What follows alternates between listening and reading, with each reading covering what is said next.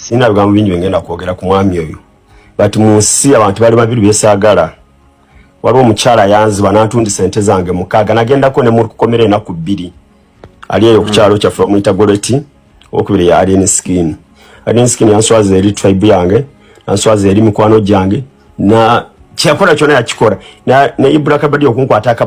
okuntugisa esaati kigambo kyasooka kyava mu Alien Skin oli n'apiikinga kyesigenda kwogera wano but sagala Alien Skin choka kyensobola okugamba nemwenda ngo tukoze challenge mu luyimba lwe nkublockinga kasankula ku page yange bobo ina DPN nkublockinga period kati gwe kinenyeze Kabadi abaki yali akwate media chabawo kisola kidamu kabata but bwenchogedde ali ni msinge emyaka n'emyaka 3 musango ine emyaka 3 ze Franka kabata na sisogera nti obanonya into batinze Frank ekintu ekinuma nkyogerako but kenyaga okugamba kiri kimu sagala Alien simwagala wamanyi katonda yamuwa erinnya yamuwa buli kimu batinze nyiza nzaka Alien Skin atana playing ebiyimba bye pate ze nali manze okutrendinga ku media katonda yandeetera okutrendinga nembeera wo nga siri muyimbi siri ki ze njasigalawo ate naye asigalawo mu ngeri ye batingaze Frank simwagala kyoka kyesobola okugamba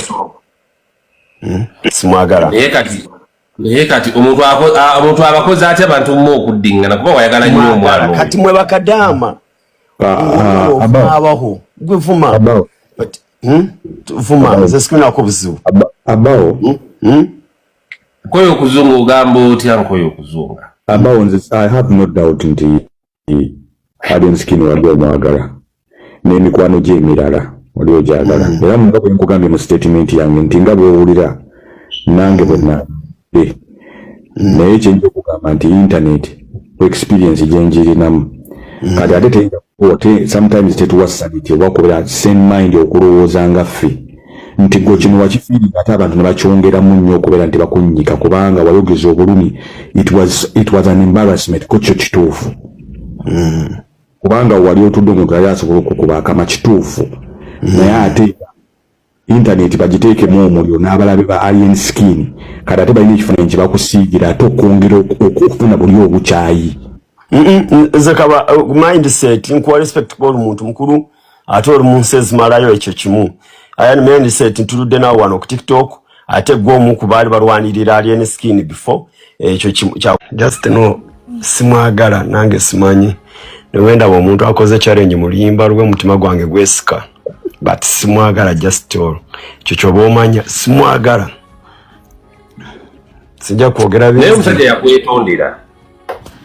ngomanyi nti yetonda waliwo but ekyo kyenjogera nze pretending but simwagala waliwo omuyimbi yayimba nti wenakoma okwagala ennyo nakoma okukyawa kati bwekitiwe kiri nange simwagala ate obutali musango kubatandiisa simuliisa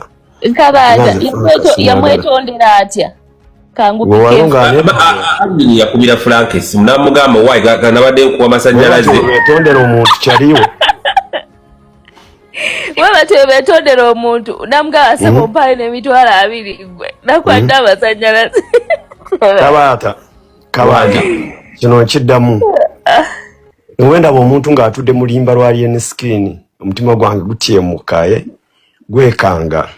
wenda omuntu yena ng'alina DP Alien Skin kugundye ku TikTok ye mu blockinga ekyo nkikubuulidde ekyakuzimbizaamu obusungu obundi bwe butyo mu mutima Frank tuyakusinga kwagala Alien Skin tabakunkubira yesimu y'ekidingidi gye yankubira tomanya nali nsobola nakwetta ze naswala eri tribe yange neswala eri abantu abaali banteekamu ekitiibwa nenswala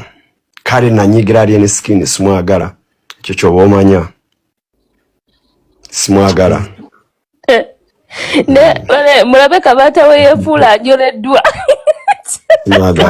sikuyoba ono twasulanga naye tolira baggulu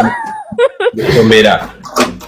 twabanga Frank ono gatwala live musajja twatayagala kweba katono tumutwale nga makera ku kooti musajja wange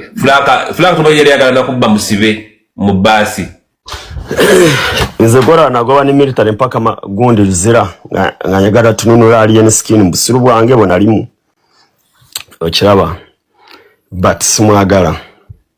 ewenda bo muntu nga ina DPR yeni mu blocking akasamushanga ku page yange ya TikTok ekyo kikubulidde kati Franka nkubulire ekintu kimunze ekintu kye nalaba kuore alien skin ye muntu atadi meeting ansobiye ajja kufira mu film soko lindeko olaba ekintu kye yakola yo gesture gye yakola wagira bangeera mockery because I'm one of the people who ngabo yanswaza nange bwe nango postinze DPR yeni mpulira nga njagala kusesema mpulira nga nkulaba nga sitani Mbwenda bomuntu nga atude mu challenge ya skin abaho wanyiga omanyi mindset kankweyo example sirabangako muntu kabata gwafiirira n'asalawo okubeera chaliwe nga omukyala Jackie o kabata ajja kwekuuma ye akuume ne sanity ye atya nti sente oba ozimuwa zimuwe oba tozimuwa bireke naye olaba kabata awulira miliyoni 10 n'agamba baaganye okuteekawo embeera bweti n'agamba leero kambeereko n'omukwano kitegeeza waliwo omuntu gw'alonzemu n'agamba nti this is a real one abaho ensobi gye yasooka okukola kugulirira mikwano nze ndi Frank abaho ndi muntu ali ngenda kugamba amazima nga we gali ekintu ekyo si kirungi kunoonya yali akunoonya yes nsonga yali yaki era we watuukayo yagamba ki awo wakitegedde komolyo gwenga soko nze liwulaiti nze kyenkugamba kiri kimu saagala kwogera bingi saagala kwogera gye nvuddewa but just nkaba mutingireko ku mukyalo ono gwe bayita Agiwa Alien abeerekawo nga tasobola kukomentinga naye awuliriza omusajja ono byayogera tajja kufa soko ali gundi liwulaiti kyeŋŋamba kiri bwe bati nze ndi ku ground e Kampala nali ntambuddeko ne Kabaata oyo n'omuvuka gwe bayita Dero Promoter buli kimu Kabaata nze nakwate kubo lyange 10 yali alina show ne Sharifu Iga etutambula nabateeka mu motoka yange ne tugende wali ene skin 10 yali alina show ku Power King twatuuka wali ene skin ne tuyimirira Alien yali alina yali ava bwe yajja n'atusangawo nga tugenda tumuyisa jage na performingireko 10 nga kyaliwe Alien we yatulaba yatubongako n'ayingira mu nyumba ne yeggalira twamala like 2 hours nga tumulinze kye twakola nagamba babounce mutuweleke mpaka ku motoka yange weri ne batuwelekera 10 yagenda akaaba mu motoka yange n'agamba tayandi badali skin yeggalira mu nyumba ye nga twava wala n'ali skin 10 ne mutuusa bino abatuusa ne Sharifu Iga ne bava mu motoka yange 10 yayogera ebigambo bingi kati ne tubeeramu ebyo nakulo ku performinga zaali ziwera saa 8 ez'ekiro Alien skin oba yalaba nga abantu gye bali ku Power King nankubira essimu nagamba Frank just abawo kasubi kamu bwavaawo abalala bajja kujja nobody atawologedde gamba byange nobati yogeddemu bubi bambi nobati yogeddemu kati njogere bulungi ndi ku buko ne sikini twamuvuma nako n'okusingako awo naye kati ffe tumwetaaga era tuli naye abaho ogenda abalala bajje period Azaya pretending that yes na kutegeera na atakutegeera those are the people atene bali bamutegese bangi bakaba bakola losi kati ono yanoonya bibye ntagenda kukola ekivulu but oyinza okikola nekikola ki nekitafuna abantu nokola losi sebonze concert jenyineso kati concert jenine yamangu ya president Museveni agenda kuyimba mpendo nekyo yogera ko Nobati sokoze Nobati ogambye nti ndekasubi siwe kiri sogoleze abantu abamu baba akasubi kamuwe kava ku nyumba etonya sogoleze Kabata wamma abaho naye kasubi kubanga ali yatandika naye yatandika ne bapromota balala era beramutegeera abawo oli kasubi ate abaho is more important than you are sogoleze Kabata ebera business abaho asobola okuwa alien sogoleze ngono mwami wagambye ndi kasubi luyo yomba mangu wala asala oba oyogedde bubi naawe esawa zino ziyinza okuba nga ate ekirala luyi kati twalaze edda sayi because of abaho kiraba maaso waliwo bapromota ate nga nabo tebakyalinaye nga naye wamuyise munnaakasubi ate gw'oli kamunyeera wakava ku kyeyo tomanyi bulungi ebyali bitambula mu ggwanga tobimanyi bulungi boss totandika nze siri kadaama tonteekamu ezo level siri kadaama ndi wange ndi mu kiriri 6x6 owulira gamba totangako okupita kadaama ngugolinga kadada sibugamba ku kyeyo nti abeera kadaama setaaga kugugolinga you're not my business period kati gwe nkutadde wenjagala kiwedde toyina w'osobola kunteeka Nobert most of the people nina wembateeka naye ng'abaho ogamba otya wamma waya bro nze sina kye ŋŋamba ogambye ndi kasubi but ate emboozi zaalieni ziwedde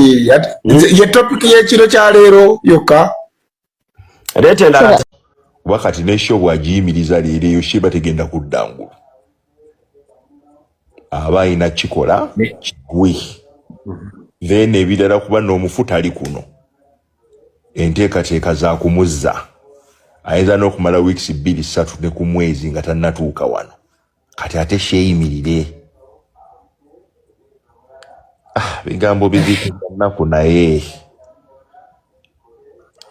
Amooti tumusaasire tugende tumulaga okwagala